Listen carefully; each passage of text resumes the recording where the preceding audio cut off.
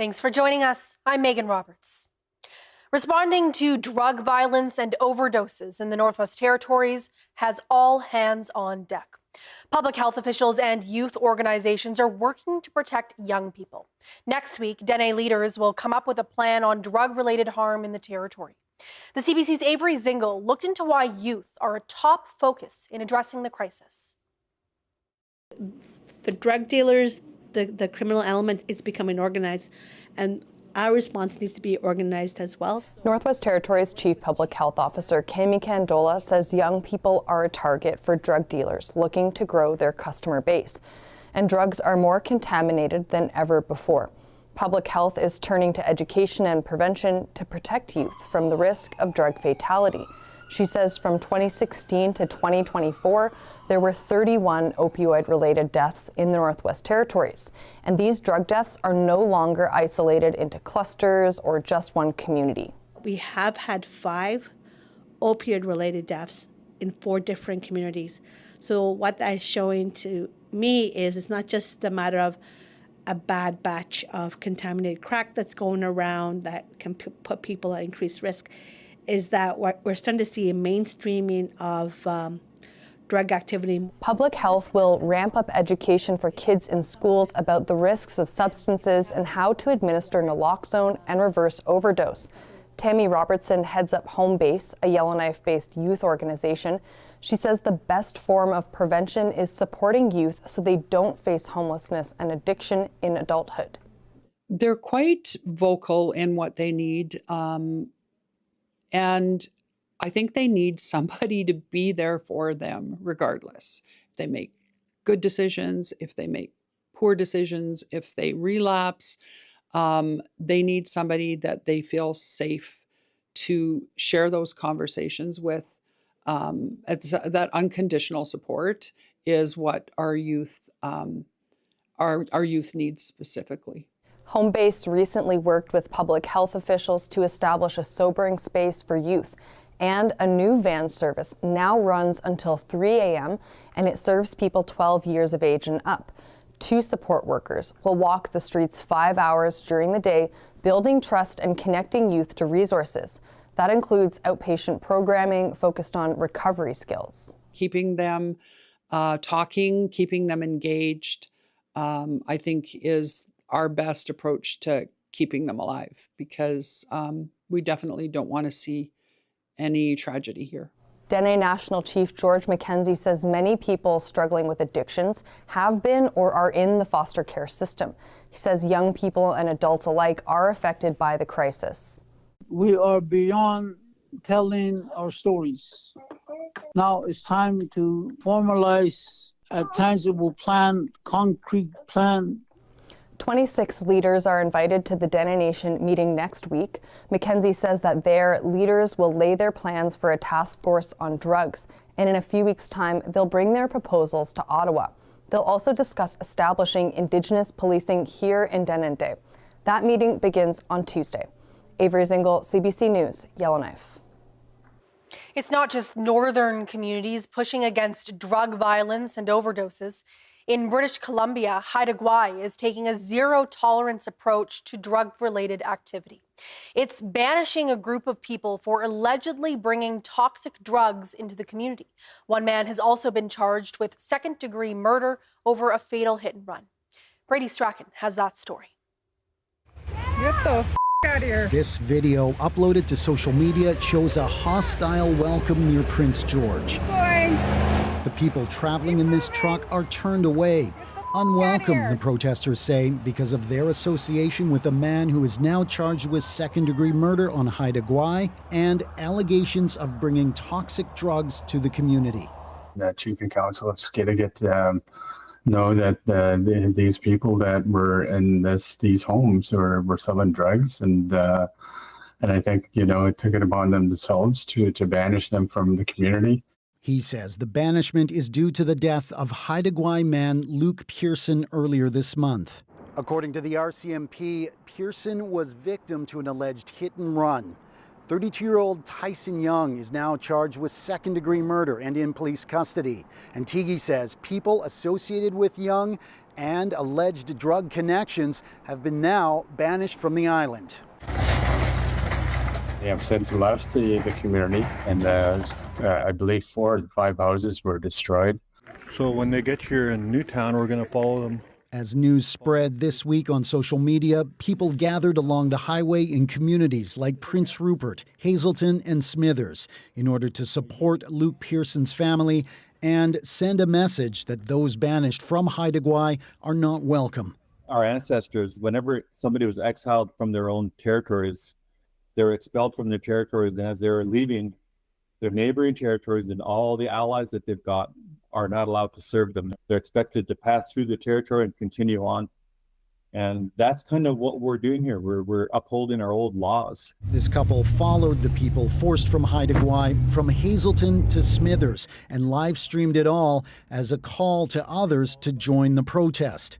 We know how it feels to bury our young people, and it's happening far too often. And this movement just really caught the hearts of so many of our communities. The RCMP say they are aware of the protests, but warn that the activity is bordering on harassment, as the people associated with the accused have not been criminally charged. CBC News has reached out to the Skidegate Band Council and the Council of the Haida Nation, but they have declined to comment until Pearson's memorial is over.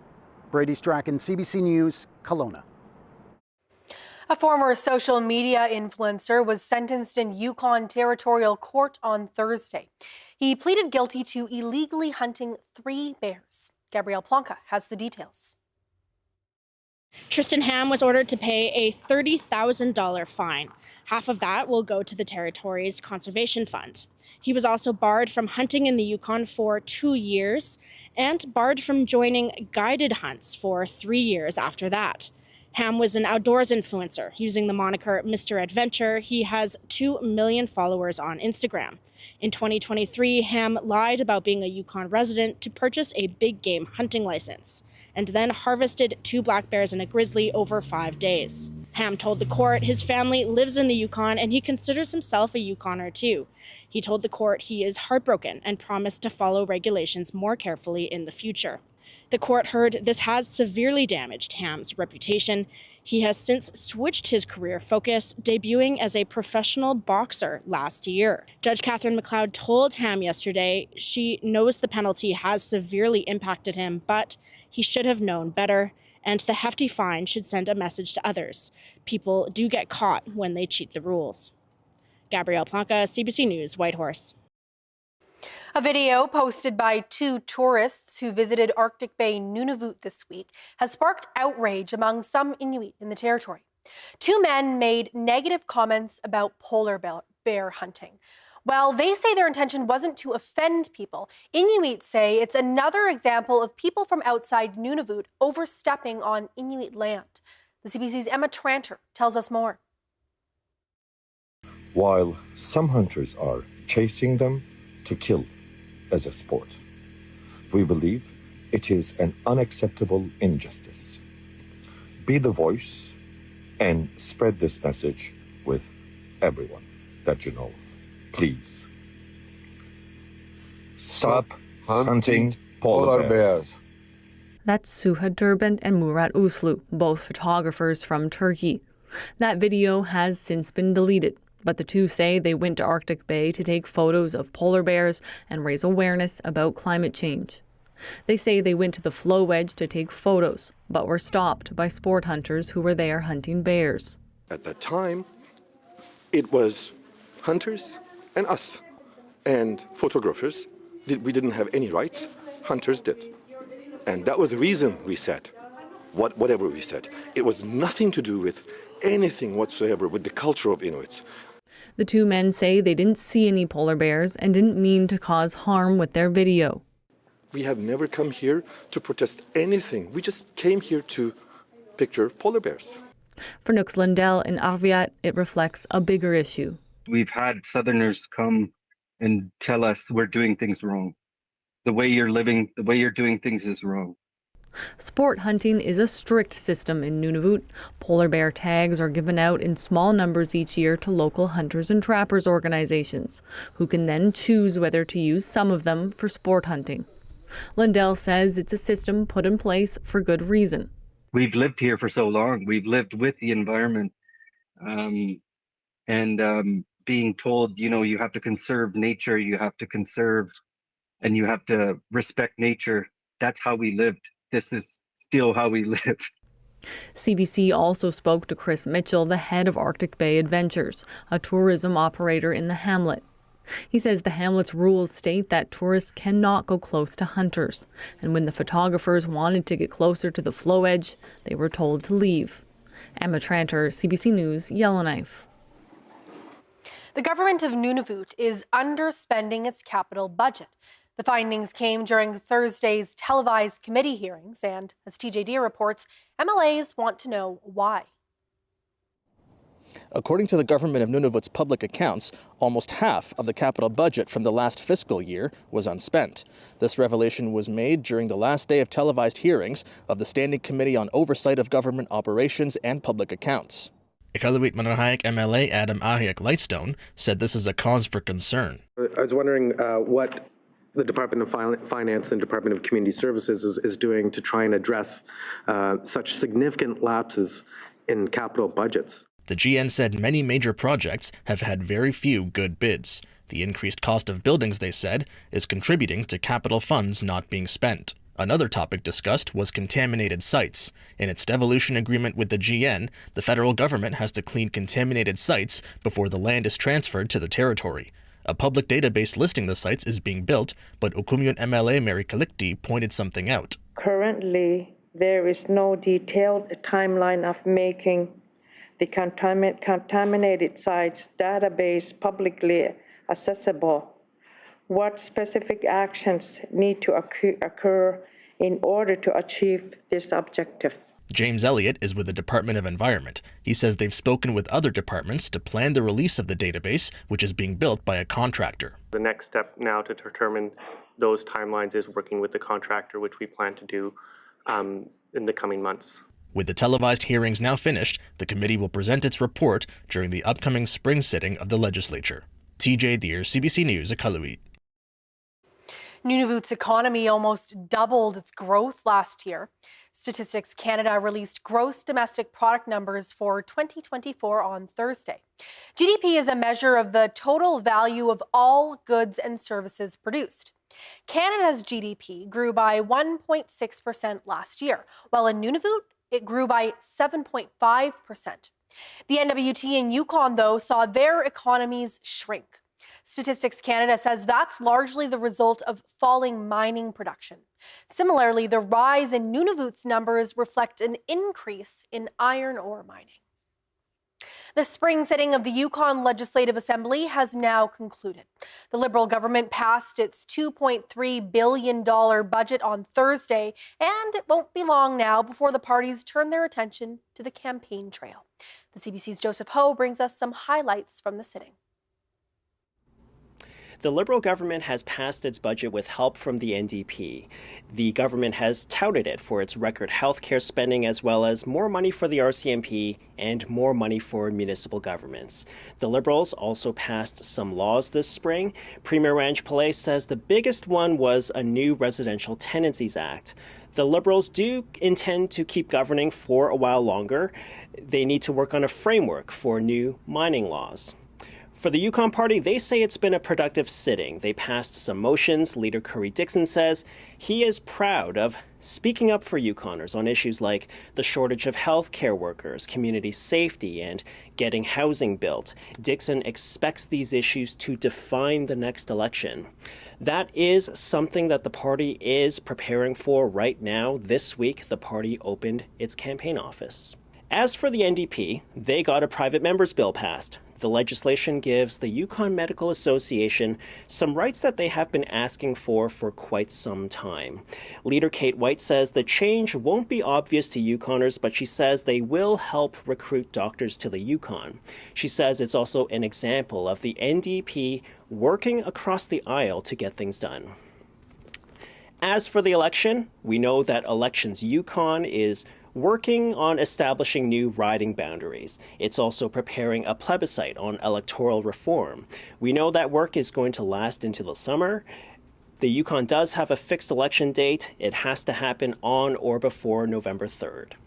Joseph Ho, CBC News, Whitehorse. The claims period for 2 classes in the First Nations Child and Family Services and Jordan's Principal Settlement is now open. First Nations children who were removed from their homes on reserve between April 1st, 1991 and March 31st, 2022, and their caregiving parents and caregiving grandparents can now submit a claim for compensation. There are free supports to help you fill out your form. And mental health and wellness supports if you need them. Learn more and submit your claim at fnchildclaims.ca.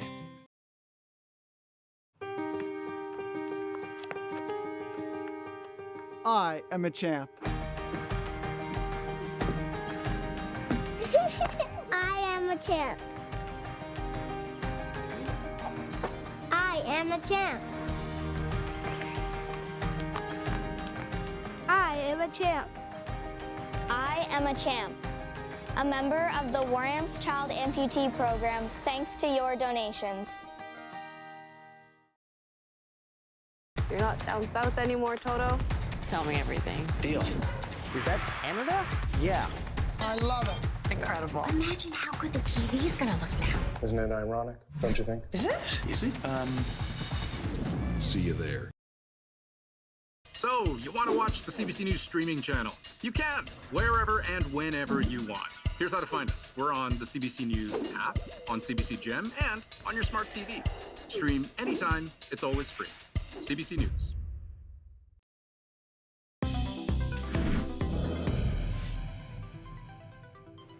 Four Yellowknife families will soon be moving into new homes. Habitat for Humanity NWT is now accepting applications for its unique path to home ownership.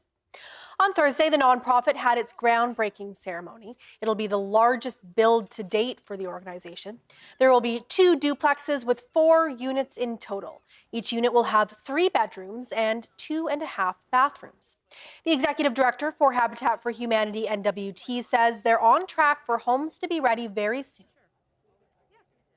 We're hoping that the modular units will be here in June and be able to be placed on them. And then there's a lot of work that has to happen after that, hook up to the utilities, building the decks and the skirting, that sort of thing. But we are aiming to have families moved in by October, which is super exciting. Ward says there are certain eligibility criteria. Applicants need to be willing to do 500 community or home building volunteer hours instead of a down payment, and have a minimum yearly income of $91,000. She encourages those interested to look at the application details online and reach out. A Nunavut community is getting closer to running almost entirely on solar power. Nauyet will soon be connected to over 2,000 solar panels. That's enough to power 130 homes, or about 60% of the hamlet. It's called the Iqaluit Solar and Energy Storage Project. Saku Investments Corporation is heavily involved in it.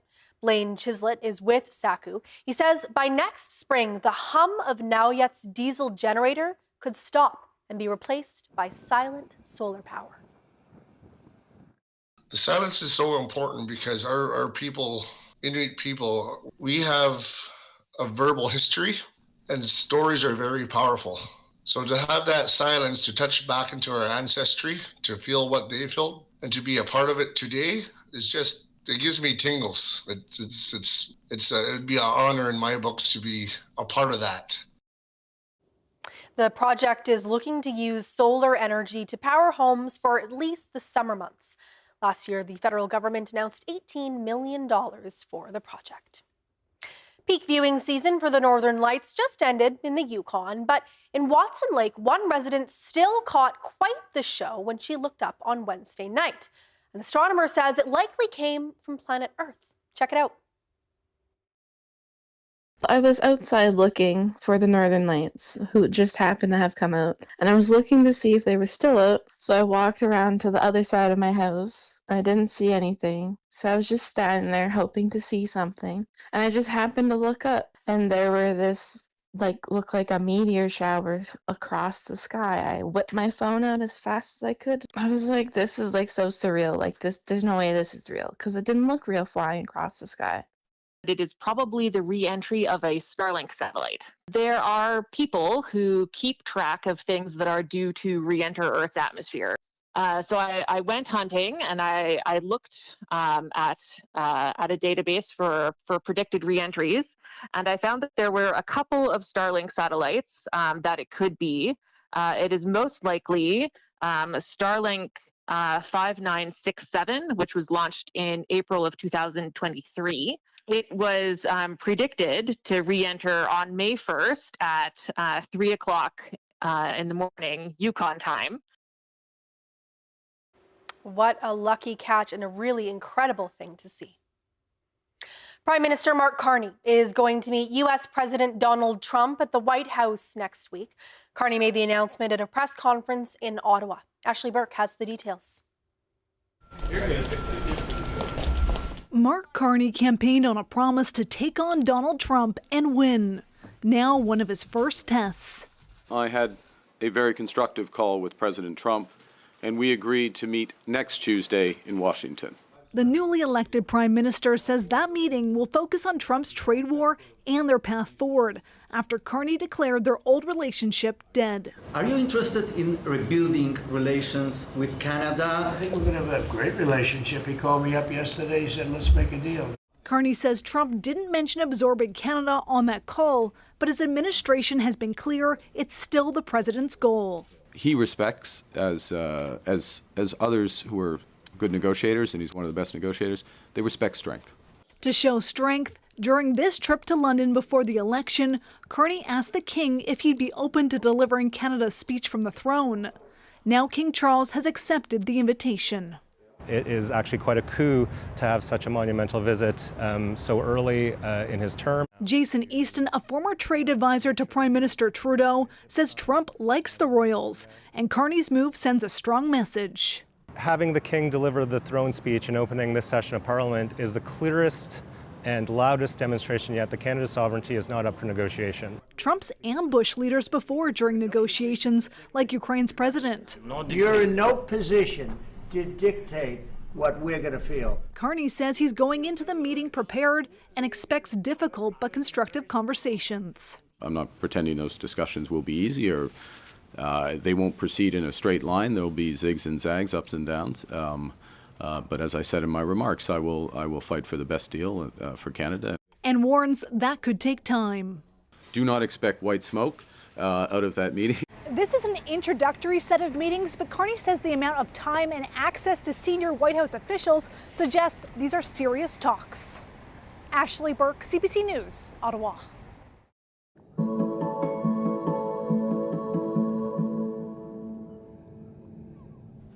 Muskox are mostly found on the Arctic tundra, but recently it's becoming more common to see them in the forests of the southern Northwest Territories. Researchers from Wilfrid Laurier University are tracking where muskox are spending their time and what's drawing them back to the boreal forest after more than a century away. The work is still in its early stages, but one pattern is already emerging, and they think it could be related to fire.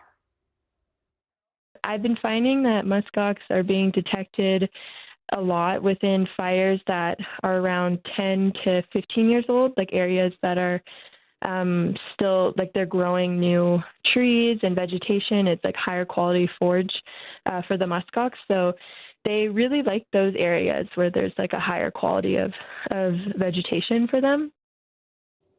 Dunbar set up more than 300 cameras in Haida National Park and collected 2 million photos. She says this work is important to understand the impacts of the North's changing landscape. A Whitehorse woman wants to wow the judges on Dragon's Den, and she has been practicing her pitch, hoping to impress. Klondike Kettle Corn has been in business for 15 years. It started with a small booth at a local farmer's market, and now the snack is found in stores across the Yukon, BC, and Alberta. This is the 20th anniversary of Dragon's Den, the popular CBC TV show that features and sometimes funds entrepreneurs. Producers wanted pitches from across Canada, including the North, But the opportunity to showcase a product isn't for the faint of heart. I kind of went back and forth. Like, it's pretty nerve-wracking to put yourself out there on TV, especially something like the Dragon's Den where they could tear you apart or build you up. It doesn't, it's all for TV, right? Young has already met with Dragon's Den producers. There's no word on when she will make her pitch to the judges or how much money she'll ask for to help grow her business. If Klondike Kettle Corn makes the cut, the episode will air this fall. The Laura Gauthier Memorial Volleyball Tournament is underway in Rankin Inlet, Nunavut. It's the biggest volleyball tournament in the territory. The first game started yesterday. 21 teams will be playing throughout the weekend. They come from across Nunavut, including Rankin Inlet, Johaven, Nauyut, Arviat, and Iqaluit. The women's Whale Cove team traveled to Rankin Inlet by snowmobiles and gamatiks. The tournament is held in memory of Laura Gauthier, who died in 2000. She helped grow the sport of volleyball in Rankin Inlet. The Yukon River broke at Dawson City just after 11 a.m. on April 30th. Residents gathered to watch the ice flow down the river, and some are even a bit richer by it after betting on the day that the ice would break. CBC spoke to some people about what it means for the community. Since 1896, Dawson City has run a breakup pool on the Yukon River. When it breaks, people bet on the day, the time that will happen. The fire hall has this loud siren, and you can hear it from one end of town to the other. It's like summer's officially here. Awesome. People are jubilant. Winters can last 7 months or so, and so it can be a slog. It can be a long time. And, you know, the river is really representative of that. And it's like a breath of fresh air rolling into town, you know. The birds are here. You can smell the river. It's just a whole. It's like opening a window in a stuffy house after a long winter. It's not coming back, right? The ice is gone. We're not going back that way. Summer's here. It's awesome. Everyone gets excited. It's even more exciting if you got the winning ticket.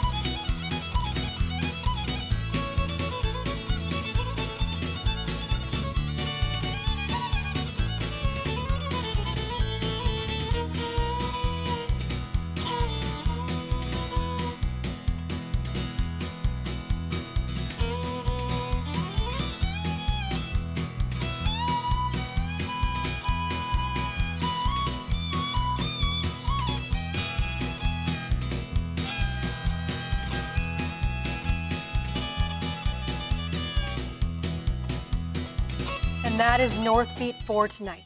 For news anytime, go to cbc.ca/north. Thank you for watching. I'm Megan Roberts. Have a good weekend.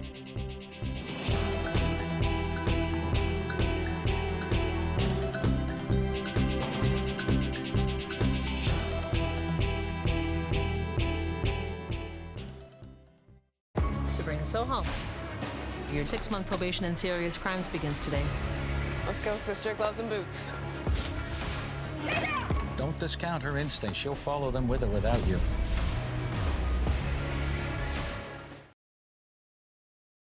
You lied to me. You played me like I was one of your marks. I could be on the other side of the world right now. You've gone soft. You need to be focused on the long game. Who has more fun than us? Everybody.